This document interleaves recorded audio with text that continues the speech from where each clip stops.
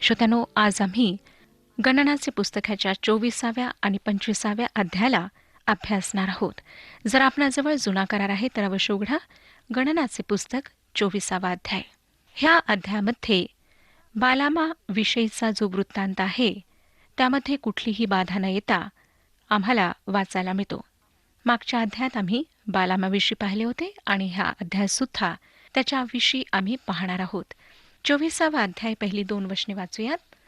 इस्रायलाला आशीर्वाद देणे परमेश्वराला बरे दिसते असे जेव्हा बलामाने पाहिले, तेव्हा तो पूर्वीप्रमाणे शकून पाहावयाला गेला नाही, तर त्याने आपले तोंड रानाकडे केले. बलामाने दृष्टीवर करून पाहिले, तो इस्रायल लोक आपापल्या वंशाप्रमाणे वस्ती करून राहत आहेत असे त्याला दिसले, आणि देवाचा आत्मा त्याच्यावर उतरला. ह्या ठिकाणी असे काही आहे श्रोत्यानो, जे आम्हाला आश्चर्यचकित करून सोडते. देवाचा आत्मा ह्या मनुष्यावर उतरला. आता त्याची भविष्यवाणी ऐका. 3 ते 9 वचनांमध्ये वाचायला मिळतं. तो काव्य रूपाने आपला संदेश देऊ लागला. बौराचा पुत्र बलाम बोलत आहे, ज्याला खरोखर दिसते तो बोलत आहे, जो देवाची वचने श्रवण करीतो, ज्याला सर्व समर्थाचे दर्शन घडते, जो दंडवत घालितो, ज्याचे डोळे उघडे आहेत, त्याची ही वाणी आहे. हे याकोबा, तुझे डेरे, हे इस्रायला, तुझे निवास मंडप किती रमणीय आहेत. खजुरीच्या विस्तृत बनासारखे, नदीतीरीच्या बागासारखे, परमेश्वराने लाविलेल्या अगरू वृक्षासारखे, पाण्याजवळच्या गंधसरूसारखे ते आहेत. त्याच्या मोठातून पाणी वाहील, त्याच्या बीजाला भरपूर पाणी मिळेल. त्याचा राजा अगाग राजापेक्षा थोर होईल व त्याच्या राज्याचा उत्कर्ष होईल. देवाने त्याला मिसर देशातून बाहेर आणले आहे. त्याचे बळ रान बैलाच्या बळासारखे आहे. तो आपल्या शत्रू राष्ट्रांना ग्रासून टाकेल, त्यांच्या हाडांचा चुराडा करेल, आपल्या बाणांनी त्यास छेदून टाकेल. तो सिंहाप्रमाणे, सिंहिणीप्रमाणे दबा धरून बसला आहे. तो पडून राहिला आहे, त्याला कोण छेडील? जो तुझे अभिष्ट चिंतील त्याचे अभिष्ट होईल, जो तुला शाप देईल त्याला शाप लागेल. श्रोत्यानो, आम्हाला दिसतं की इस्रायलांच्या छावणीमध्ये पाप होते, परंतु त्या पापाला देवाने अशा प्रकारे हाताळले. देवाने पितळेचा साप उभारण्यास सांगितला. त्यांच्या पापांची क्षमा करण्यात आली. जरी श्रोत्यांनो इस्रायली लोकांनी अनेक पाप केले होते, अपराध केले होते, ते देवापासून क्षणोक्षणी दूर गेले होते, तरी परमेश्वर बाहेरील कोणाला सुद्धा त्यांच्यावर दोष लावू देणार नव्हता. बलाम फक्त त्यांना आशीर्वाद देऊ शकला, त्यांची स्तुती करू शकला. तशाच प्रकारे सैतान प्रभूच्या निवडलेल्या लोकांवर आरोप ठेवू शकत नाही.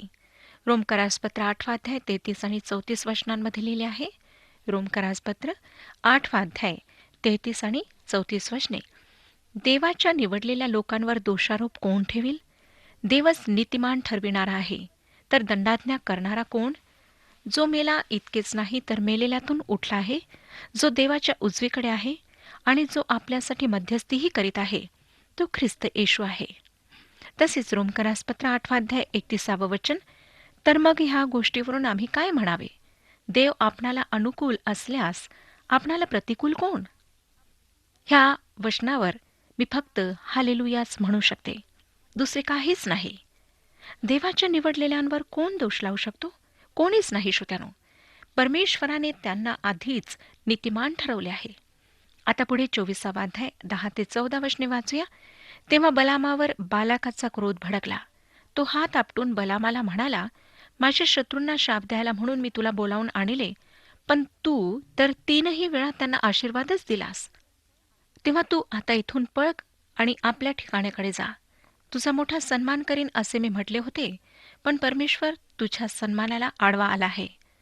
बलाम बालाकाला म्हणाला, तू माझ्याकडे पाठविलेल्या दूतांना देखील मी असे सांगितले नव्हते काय, की बालाकाने आपले घर भरून सोनेरूपे मला दिले, तरी परमेश्वराच्या शब्दाबाहेर मला आपल्याच मनाने बरे वाईट काहीही करता येणार नाही. परमेश्वर सांगेल तेच मी बोलेन. पहा, आता मी आपल्या लोकांकडे जात आहेच, तरी चल, हे लोक शेवटल्या दिवसात तुझ्या प्रजेचे काय काय करणार आहेत ते तुला सांगून ठेवितो. अर्थातच श्रोत्यानो, बलाक क्रोधित झाला आहे, परंतु बलाम त्याला सांगतो की देवाने जे सांगण्याची आज्ञा केली आहे त्याशिवाय अधिक काहीच तो सांगू शकत नाही. 15 आणि 16 वचने पुढे सांगतात, मग तो आपला काव्यरूपी संदेश पुढे देऊ लागला. बौराचा पुत्र बलाम बोलत आहे, ज्याला खरोखर दिसते तो बोलत आहे. जो देवाची वचने श्रवण करीतो, ज्याला परस्पराचे ज्ञान आहे, ज्याला सर्व समर्थाचे दर्शन घडते, जो दंडवत घालितो व ज्याचे डोळे उघडे आहेत, त्याची ही वाणी आहे. नंतर श्रोत्यानो, 17 ते 19 वचनांमध्ये जी भविष्यवाणी आम्हाला वाचायला मिळते, तिला आम्ही ख्रिस्त जयंतीच्या वेळी ऐकतो आणि ही फार लक्षात घेण्यासारखी भविष्यवाणी आहे. 17 ते 19 वचने सांगतात, मी त्याला पाहीन, पण तो आता दिसत नाही. त्याला न्याहाळेन, पण तो जवळ नाही. याकोबातून एक तारा उदय पावेल आणि इस्रायलातून एक राजदंड निघेल. तो मोवाबाचा कपाळमोक्ष करील, सर्व बंडखोरांना चीत करेल. त्याचे शत्रू अदोम व सेर हे त्याच्या ताब्यात येतील, तोवर इस्रायल आपला प्रभाव दाखवील. याकोबातून एक नियंता निघेल, तो नगरातल्या उरलेल्या लोकांचा संहार करेल. श्रोत्यानो, काय आपण कधी विचार केला आहे काय की त्या काळातील मागे लोक ताऱ्याचा शोध करायला कसे शिकले? त्यांनी इस्रायलवर राज्य करणाऱ्या राजाचा जन्म व तारा ह्यांचा संबंध कसा जुळवला? इतक्या लांबचा प्रवास त्यांनी का केला?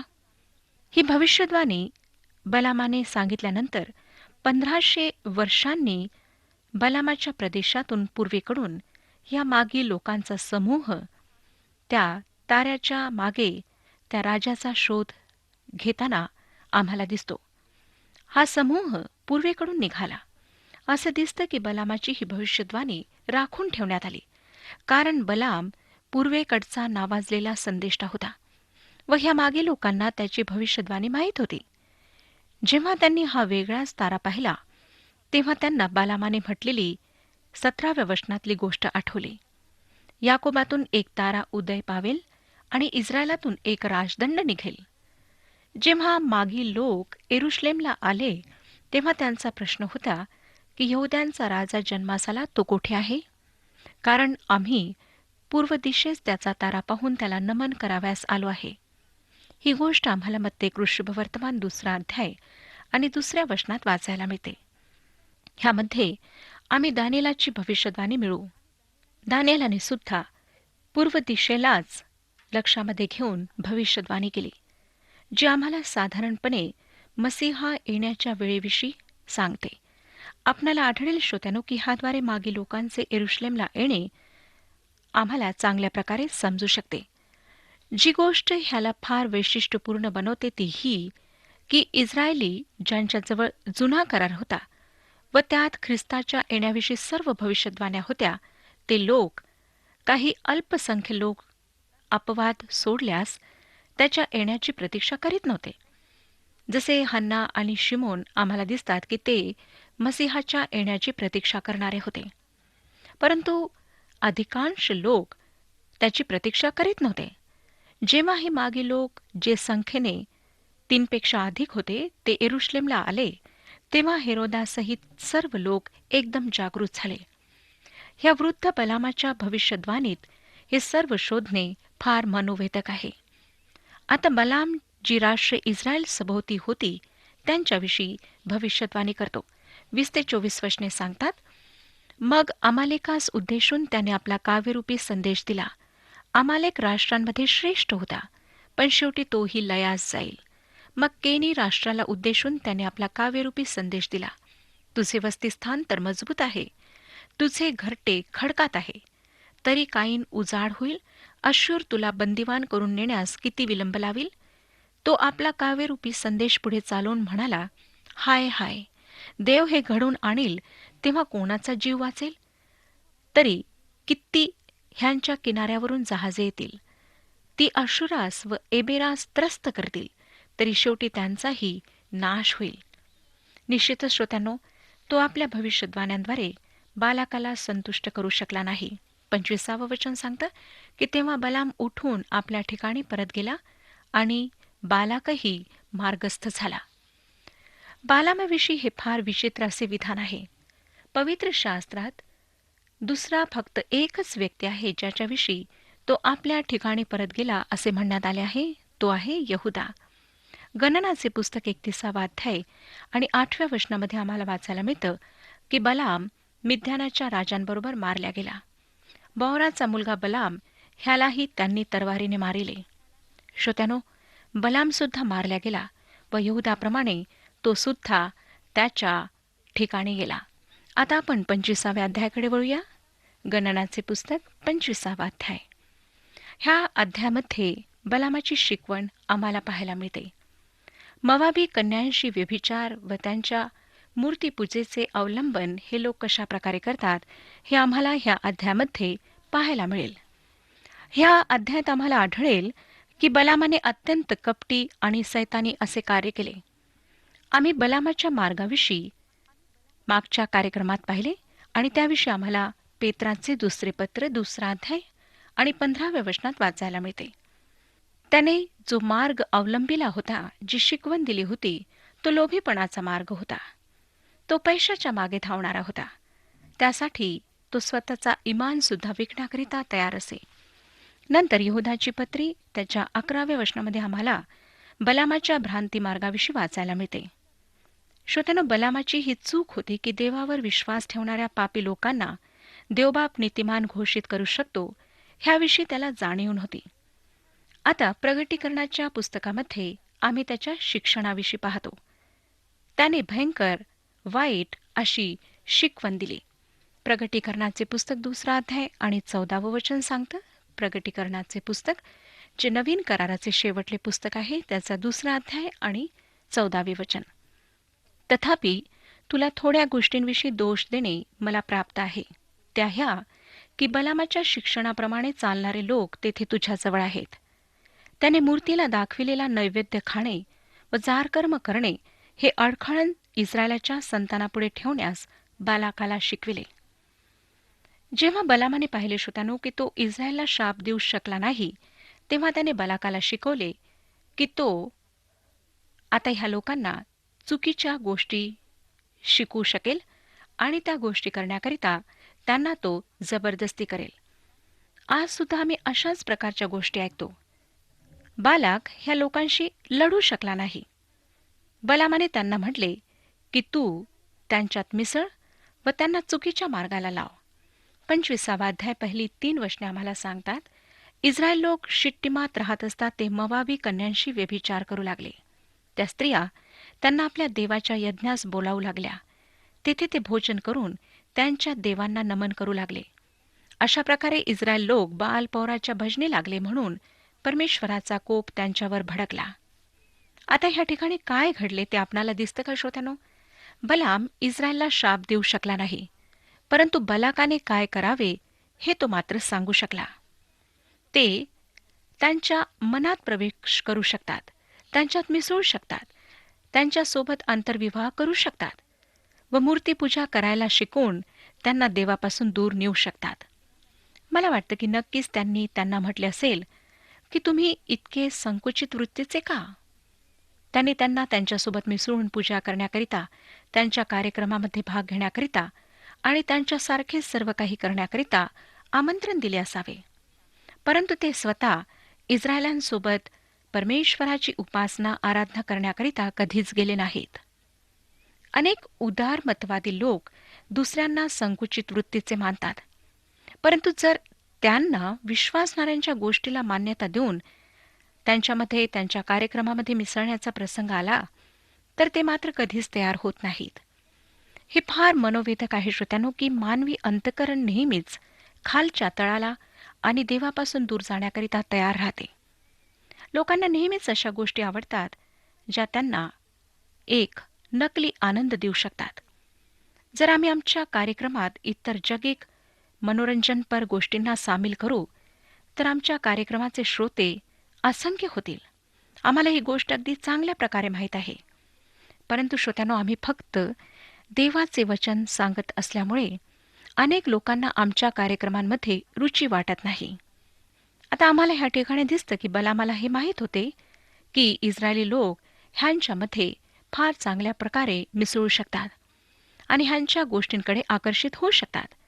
आणि अगदी हेच त्याने बलाकाला करण्याकरिता सांगितले.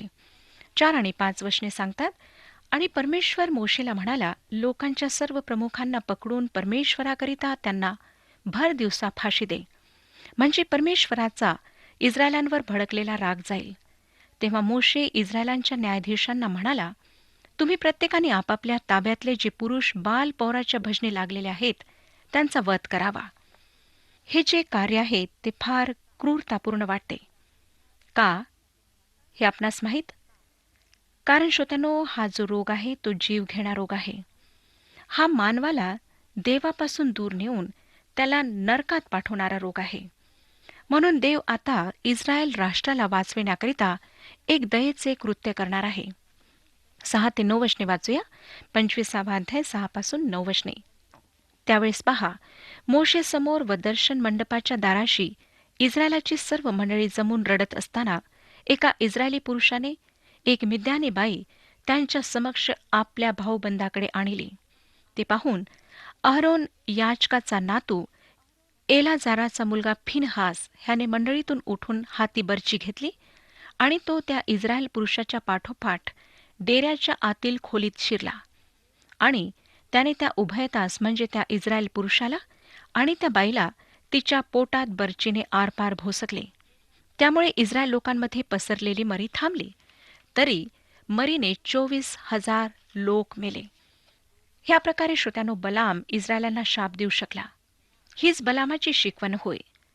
आमचा प्रभू प्रगटीकरणाच्या पुस्तकात सांगतो की ही शिकवण आमच्या मंडळात शिरते आणि आज सुद्धा शिरलेली आहे. माझ्या दृष्टिकोनातून शत्रू देवाच्या लोकांना, देवाच्या कार्याला किंवा देवाच्या मंडळीला बाहेरून नुकसान पोहोचवू शकत नाही, परंतु तो आतमध्ये शिरून नुकसान पोहोचवतो. प्रगटीकरणाचे पुस्तक 2 अध्याय आणि 14 वचन सांगतं, तथापि तुला थोड्या गोष्टींविषयी दोष देणे मला प्राप्त आहे. त्या ह्या की बलामाच्या शिक्षणाप्रमाणे चालणारे लोक तेथे तुझ्याजवळ आहेत. त्याने मूर्तीला दाखविलेला नैवेद्य खाणे व जारकर्म करणे हे अडखळण इस्रायलाच्या संतानापुढे ठेवण्यास बालाकाला शिकविले. श्रोत्यानो, ही बलामाची शिकवण होती. प्राचीन मंडळांच्या इतिहासात परगम येथे जग व मंडळी एकत्र झाली. जगिक गोष्टींचा शिरकाव एखाद्या लोंढ्याप्रमाणे त्या ठिकाणी झाला व सैतानाने परगम मंडळीत प्रवेश केला.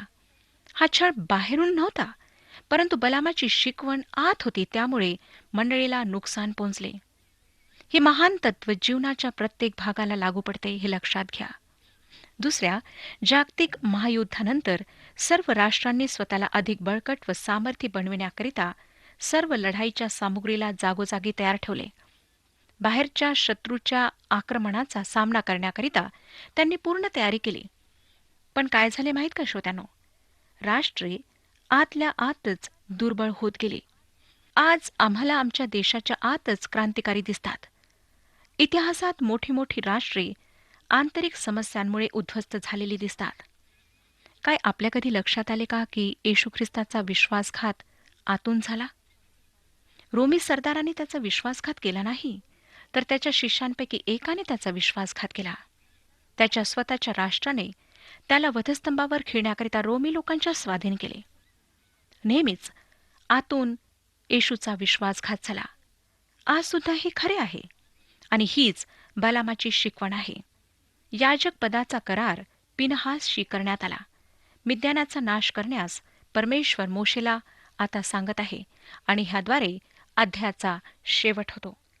श्रोत्यानो, आज स्वतःच्या जीवनाचे परीक्षण करा. काय तुमच्या जीवनामध्ये अशा गोष्टी शिरलेल्या आहेत ज्या तुम्ही करायला नकोत, ज्या परमेश्वराच्या वचनाच्या विरोधात आहेत आणि परमेश्वर तुमच्या जीवनाद्वारे संतुष्ट होत नाही? ह्या सर्व गोष्टींना बाहेर करा. नाहीतर श्रोत्यानो, लक्षात घ्या की ह्या लोकांप्रमाणे तुमच्या जीवनाचा सुद्धा नाश होईल.